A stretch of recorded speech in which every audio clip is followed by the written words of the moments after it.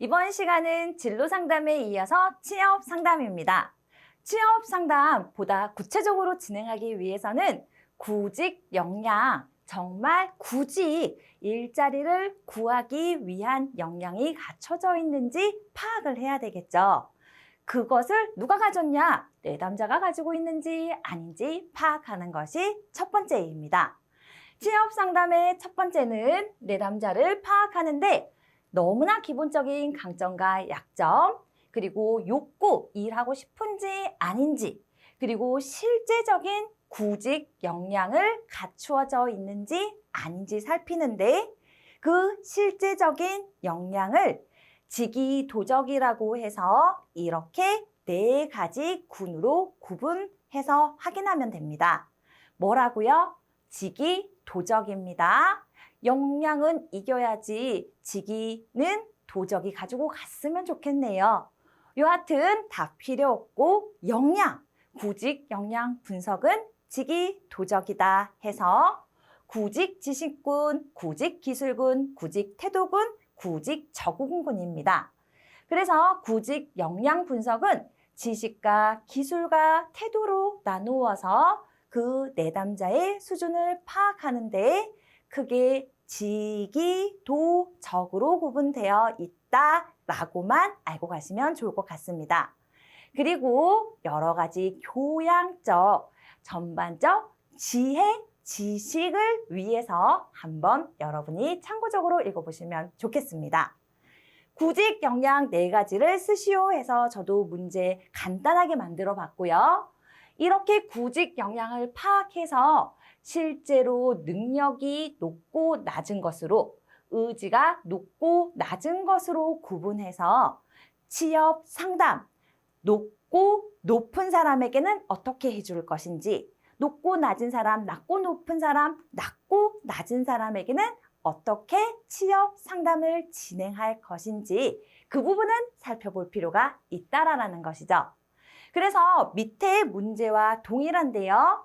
고능력, 능력이 있고 의지가 없으면 의욕증진 서비스를 하면 되는 것이고 능력도 의지도 높으면은 직업 정보 출처만 알려주면 자기가 능력도 있고 의지도 있으니까 스스로 찾아보고 그리고 구직, 실제적인 활동으로 연결될 가능성이 매우 높습니다. 세 번째, 저능력 고의지 하고 싶은 마음이 있다면 능력이야 채워주면 되죠.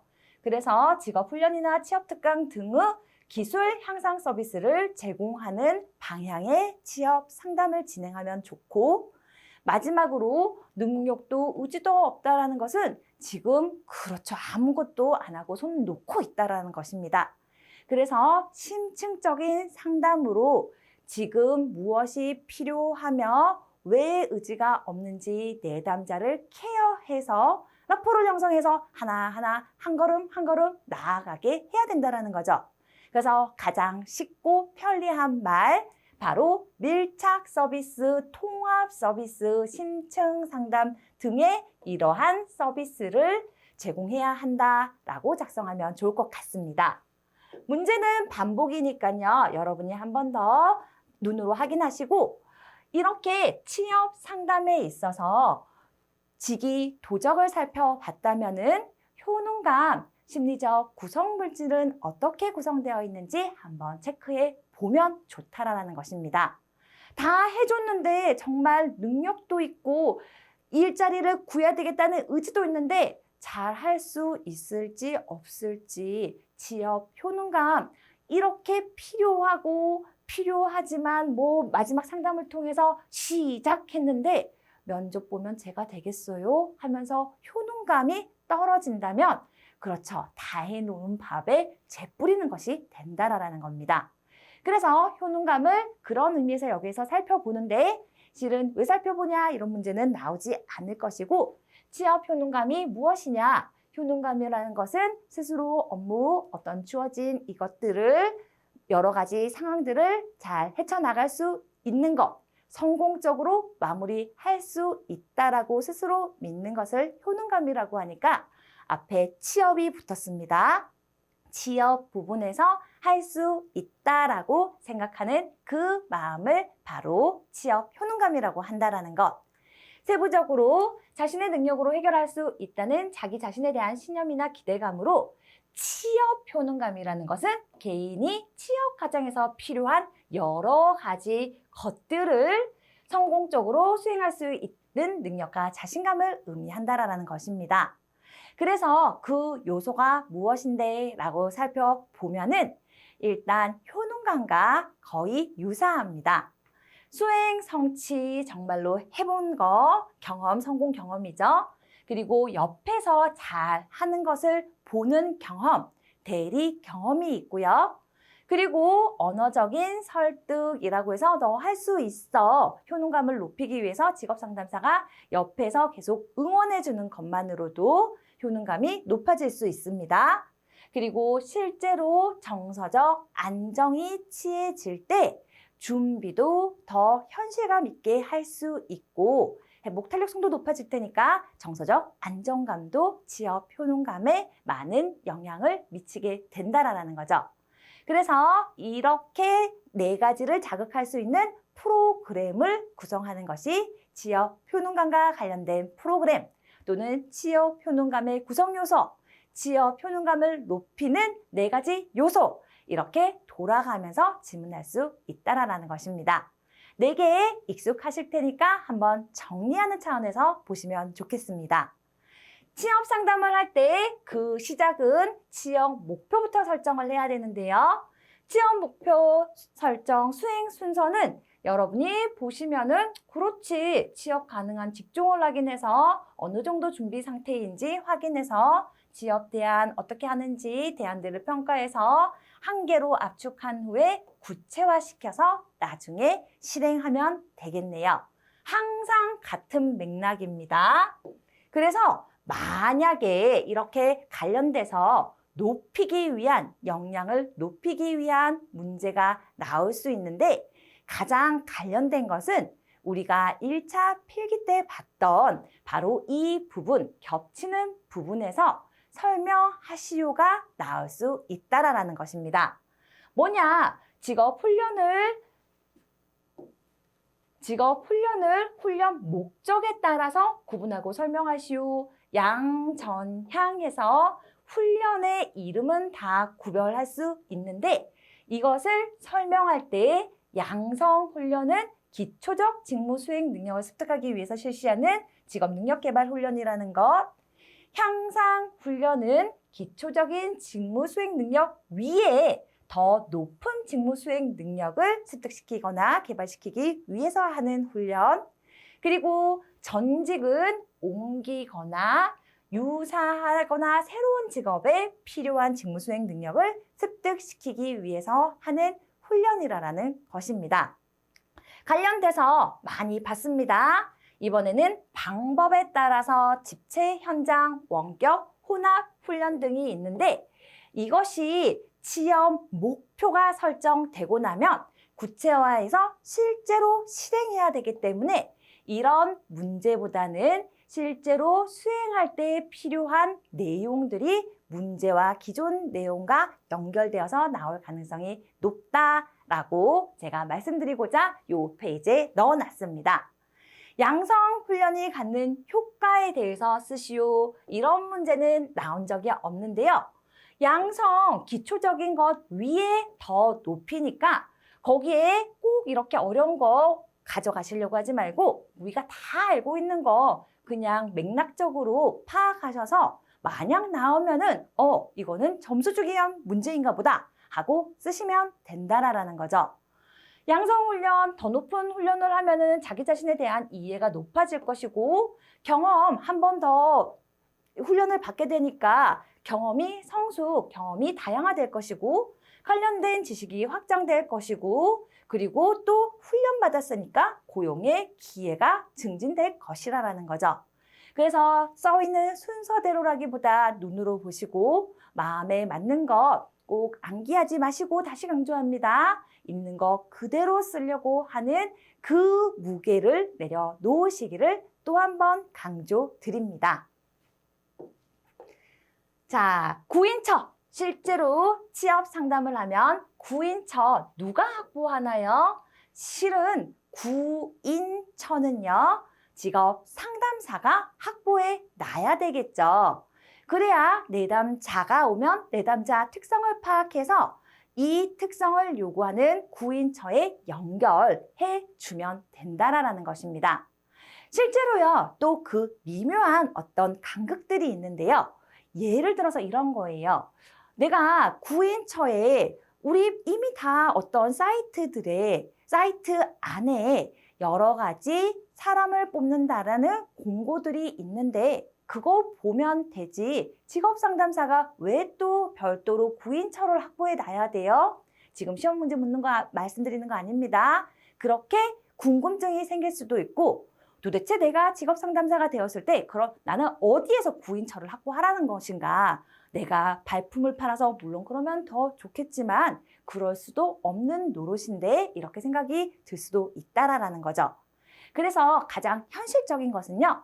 실제로 직업상담사가 되었을 때 사이트에 올라와 있는 지금 사람을 모집하는 그곳에서 공고된 내용을 바탕으로 더 세밀한 질문을 하는 것입니다.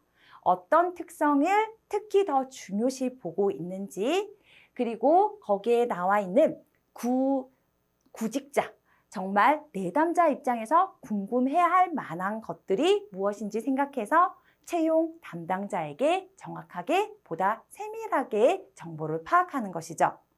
많은 사람들이요, 제가 직업 상담 실무를 할 때 예를 들어서 정말 쉬운 우리 주변에 있는 커피집 아르바이트생을 구하는 사장님과 그 아르바이트를 보고 면접을 신청하는 구직자 아르바이트생도 완전히 생각이 틀립니다. 여러분, 아르바이트 사장님이요, 9시부터 6시까지 아르바이트 시간이라고 좀 맞나요? 뭐 여하튼 9시부터 1시까지라고 치죠, 아르바이트니까. 9시부터 1시까지 아르바이트생을 모집한다라고 낸 공고를 보고 아르바이트생이 들어가서 면접 보고 오케이 해서 내일부터 출근한다라고 생각을 했었을 때요. 아르바이트생, 여러분은 몇 시까지 가는 게 좋다라고 생각하십니까? 그랬을 때 아르바이트생들 중에서 정말 그래도 시간 개념이 있는 일반인들은요. 8시 한 50분 정도에 가서 준비하면 되겠지라고 생각을 하지만 사장님 입장에서는요. 커피를 9시부터 팔아야 하기 때문에 커피 머신기 예열도 해야 되고 정리정돈도 해야 되고 여러 가지 온도를 맞추고 뭐 그 세팅을 해야 되기 때문에 9시부터 커피를 팔려면 이 아르바이트생이 8시 반에 왔으면 좋겠다라고 머릿속에 생각을 한다라는 거죠. 그렇지만 9시부터 1시까지 일하는 사람을 뽑는다고 공고를 합니다. 그럼 아르바이트생은요, 또 그 얘기를 직업상담사인 제가 얘기를 하면은 그럼 8시 반부터 1시까지라고 얘기를 해야지 왜 9시부터 사람을 구한다고 하는 겁니까? 라고 물어본다라는 거죠. 바로 이것이 아르바이트생과 이 사장, 구하는 구직자와 구인자의 간극이라는 거죠. 제가 이 사람들 하나하나를 다 교화시키자, 뭔가 제도를 바꾸자 하는 것이 아니라 이런 상황을 문의해서 이해한 다음에 우리 지금 내담자, 구직자에게 여기는 이러한 상황입니다. 9시부터 이렇지만 아마 취업하게 되시면 8시 30분부터 가셔야 될 것 같은데 가능하시겠습니까? 라고 했었을 때 이것을 받아들일 수 있는지, 또 사장님하고 이렇게 했을 때 제가 소개시켜 드릴 사람은 9시부터라고 하면 한 45분 정도까지는 도착하실 수 있겠지만 30분부터라고 생각하시면 곤란할 것 같습니다. 이분 말고 다른 분 아니면 어느 정도 퇴근 시간을 당겨주셔야 될 것 같습니다. 하고 직업 상담사의 중재적인 역할이 필요하다라는 거죠. 그래서 그럼 보이지 않는 구직자와 구인자 그 담당자 자체들에게는 생각하지 못했던 각자 입장에서 생각했던 부분을 미묘하게 잘 융화시켜 줄 수 있는 직업 상담사가 취업 상담을 했었을 때 그렇죠. 취업의 성공 확률이 더 높고 실제적으로 그 일을 수행하면서 만족도, 갭, 현실과의 갭도 줄어들 수 있다라는 거죠. 그래서 여기는요, 실제 내용보다가 여러분이 직업 상담사가 되시면 구인처를 확보한다라는 것이 문자 그대로 구인처를 내가 다 구해서 한 명 한 명 어디에 모셔다 드리는 것이 아니라 그런 세밀한 정보를 파악할 수 있는 힘이 있을 때 보다 왜 이렇게 갑자기 마무리가 안 되는지 모르겠습니다. 보다 성공적인 취업 상담을 이루어낼 수 있다라고 강조를 드립니다. 여하튼 취업활동 계획에서 고려할 것은 이런 것들. 취업정보 분석에서 생략돼야 될 것은 개인에 대한, 내담자에 대한 정보와 직업, 사장님, 그쪽 일에 대한 정보와 그리고 이 일을 함으로써 미래에 대한 정보, 이 일이 시간이 지남에 따라 어떻게 변화하는지 꼭 거창하게 10년, 20년을 생각하는 것이 아니라 이곳에 일한 사람들은 2, 3개월 이내에 그만두더라. 그 바로 앞에 있는 시간도 전망해 보는 것이 미래에 대한 정보라고 할 수 있습니다. 참고적으로 요 세 가지 알아두시고 파슨슨과 다른 것이니까 꼭 제목 잘 보시기 바라겠습니다. 우리 취업정보 사이트 구인처 가장 많이 있는 것이 고용24입니다. 예전에 워크넷이라고 알고 있던 그곳이 바로 이름이 바뀌었는데요. 고용24의 특징, 거창해 보이지만 얘중에 3가지 쓰시오, 2가지 쓰시오, 일반적으로 3가지 쓰시오가 가장 많이 나올 것 같은데 크게 그냥 러프하게 쓰시는 것을 가장 권장해 드립니다. 우리 고용24 통합 사이트이자 대한민국 취업정보 대표 사이트죠. 직업 정보도 제공한다. 이런 거 토탈 서비스 사이트이다라고 쓰시면 되고요. 두 번째, 어디에서 주관하는데 고용노동부와 한국고용정보원이 운영하는 사이트이다. 이거 그냥 특징 이까지만 쓰셔도 되고 위에 것과 마찬가지 대표적인 것이다.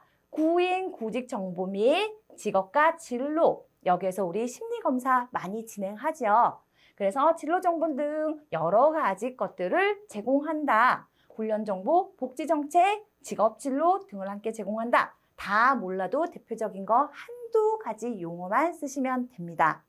세 번째로 대상별로 분류해서 정보를 탐색하기 용이하다라는 것도 특징 중에 하나입니다. 분류되어 있을 때 나 좀 잘 쓰고 싶어. 여기 없애고요. 청년, 여성, 장년 등으로 분류되어 있어서 이용하기 편리하다라고 써주는 것도 하나의 방법입니다. 이것도 굳이 활용 방법이라 생각하지 마시고 이렇게 분류되어 있다. 훈련 정보를 탐색할 수 있는데 훈련 정보라는 것은 만약 외우실 수 있으면 예시입니다. 꼭 이거를 이렇게 하라라는 것이 아니라 그런 식으로 채용 정보, 키워드 검색이나 지역 검색 등으로 할 수 있다. 심리 검사 등을 할 수 있다. 고용복지 정책, 고용복지 서비스를 검색하거나 여러 가지 취업 역량 강화 프로그램 등이 있다. 앞에 거 몰라서 이 뒤에 거 한 두 개 써도 다 답이라고 해준다라는 것. 점수 주기 위한 문제이다. 나는 그렇게 느껴지지 않지만 그것은 내가 느끼는 것이고 출제자의 의도는 고용24의 특징을 쓰시오 같은 문제는 뭐라고요? 점수 주기 위한 문제이니까 꼭 빈칸 남기지 마시고 채우시기를 권장해 드립니다. 자, 구직활동. 실제로 내담자가 구직활동을 하면요. 이제 상담사는 지원해 줘야죠. 대표적인 구직활동은 이 3가지입니다. 이력서, 자기소개서, 면접. 이력서, 자기소개서, 면접이 있는데 구직 서류다 보니까 이력서, 자기소개서, 경력, 기술서가 나오는데 이런 거는 만약 쓰라고 하면 여러분이 원하는 대로 생각나는 대로 쓰시면 되고요. 경력 기술서는 그래도 경력을 위주로 써야 되는 것이니까 이왕이면 최근 경력부터 작성한다. 학력을 쓸 때도 최종 학력부터 쓰는 것처럼 경력 기술서도 최근의 경력부터 쓴다라고 갖고 가시고요. 성과 당연히 중요한 부분부터 눈에 띄게 두 갈식으로 작성한다라는 거 또 가져가시기를 바라겠습니다. 세 번째, 내가 아무리 일 잘해요 라고 정성적으로 표현하는 것보다는 어떻게 수치를 적절히 활용해서 정량적으로 표현하는 것이 더 좋다라는 것. 경력기술서 작성 시 주의할 점 나오면 경력기술서 작성하는데 뭘 주의해야지 하고 당황해하지 마시고요. 이런 기본적인 내용들 써주시면은 충분히 주어진 점수 모두 획득하실 수 있을 거라고 생각이 듭니다. 구직 역량에 우리 구직 기술, 구직 활동 지원하는 것에요. 바로 말씀드렸듯이 이력서, 자기소개서, 면접이라고 했는데요. 면접의 종류를 세 가지 쓰시오 나올 수 있으니까 면접하면 면접이 면접이지 이렇게 생각하지 마시고 아 맞아 인성 면접도 있다 그랬고 PT하는 거 보는 PT 면접도 있다고 했고 그 사람의 역량을 파악하기 위해서 꼬리에 꼬리를 묻는 역량 면접도 있다고 했고 또 단체로 토론시켜서 싸우는지 잘 협의하는지 보는 토론 면접도 있다고 했어. 또 요즘에는 AI가 면접 보는 것도 있고 경력 기술서를 봤으니까 경력자들 이렇게 통합적으로 말고 그 직무에 해당하는 경력을 중점적으로 물어보는 경력 면접도 있어 라고 생각하시면서 골라잡기 두세 가지는 꼭 하실 수 있으셨으면 좋겠습니다. 저는 예상 문제로요. 약간 곤란한 거를 일부러 뽑아봤습니다. 가장 기본적으로 면접 종류 쓰고 설명하시오 해서 종류를 쓰는 것이 중요하지 설명은 여러분 관련된 용어 그대로 풀이하셔서 간단하게 적으시면 되시고요. 비대면 면접이 사실 AI 면접이기도 하고 만나지 않고 진행하면 다 비대면 면접인데 이 용어를 한번 말씀드리고자 예상 문제에 넣어 보았고요. 비대면 면접은 당연히 만나지 않고 하다 보니까 주로 소프트웨어 설치를 통해서 화상 면접이나 화상 면접이 영상 통화 면접이랑 동일한데 NCS에 이렇게 구별되어 있길래 저도 그대로 따와 봤습니다. 화상 면접이나 영상 통화 면접으로 실시되는 면접을 의미한다. 이렇게 해서 한 문장 만들고요. 여기에 전화 면접도 포함되는데 쓰셔도 좋고 안 쓰셔도 좋습니다.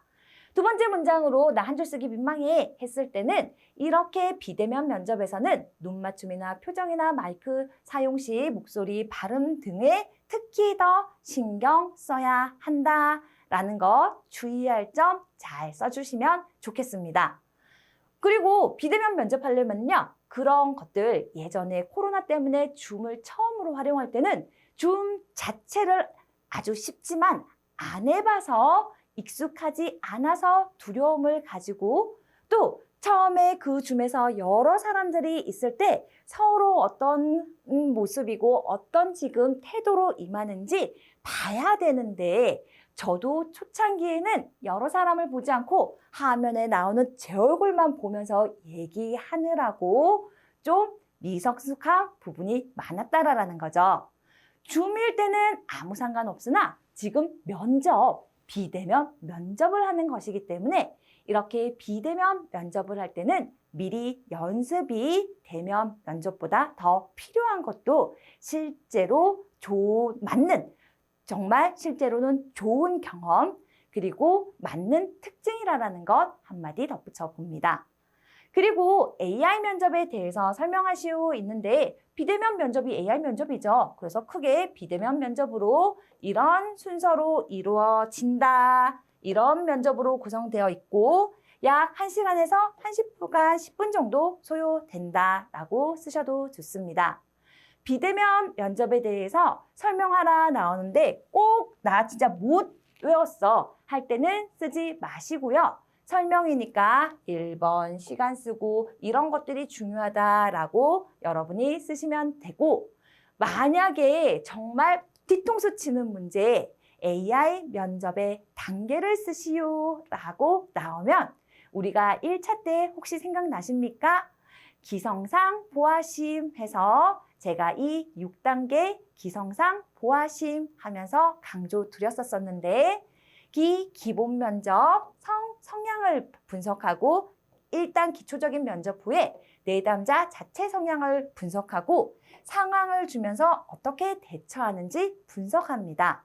그래서 기성상 해서 기본, 성향, 상황, 대처, 보아심 해서 어떤 것에 내담자, 지금 지원하는 그 사람이 어떤 보상을 선호하는지 그 보상의 선호를 보고 사실 우리 회사에서 주어지는 보상 영역과 일치하는가 일치하지 않는가 왜 알아보냐면 보상 원하는 대로 해줬을 때 동기라든지 다음에 더 열심을 내서 더 성취 욕구가 자극되기 때문에 이번에 AI를 하면서 특히 이 부분을 명확하게 구별하려고 하는 회사들이 많아지고 있습니다. 그래서 보아심의 보상 선호, 그리고 실제로 게임을 해서 본능적으로 어떻게 하는지 확인하고 마지막에 기본 면접을 바탕으로 이거 나온 것들을 통합해서 심층 면접으로 이루어져 있습니다. 나 여유가 된다 하시는 분들은 기성상 보아심까지 챙겨가시기를 바라겠습니다. 이렇게 해서 취업을 한 번에 딱 하면 참 좋겠는데요. 미취업 그러지 못했어요. 그러면 안녕 하는 것이 아니라 그분들도 취업 상담이 마무리가 되었지만 취업하지 못하신 미완성되신 미취업 대상자에게 사후 관리 주기적으로 해주면은 더 좋겠다라는 것. 그래서 의무적으로 1회에서 2회 정도는 연락을 취하도록 윤리 강령에도 나와 있습니다. 취업이 될 때까지 하면 더 좋겠네요. 취업이 될 때까지 채용정보 제공 및 구직 동기 부여는 계속되어야 합니다. 그래야지 한 번 해줬다고 해서 끊임없이 채워져 있는 것은 아닙니다. 미취업자 사후 관리 순서는 취업이 안 된 구직자는 주기적으로 관리할 건데 이런 것이 순서의 첫머리에 나오는 것이 어떤 주기로 관리할 건지 정해야 되기 때문이죠. 내용 여러분들이 보고 뭐 최소한 일주일 이런 것은 정하는 겁니다. 어떤 방법으로 어떤 프로그램을 추천할 건지 그냥 설명 차원에서 써놓은 것이고요.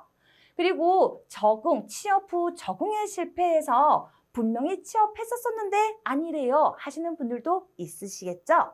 그래서 대상도 한번 확인하고 입사 후 직무 만족에 대해서 수시로 적용해야 된다는 거.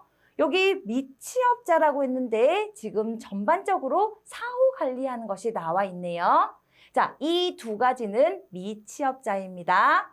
이 부분은 취업자이지만 취업 상담이 끝난 후에 계속해서 사후 상담을 할 때 어떤 부분을 해야 되냐, 이 부분을 해야 된다는 것이고요.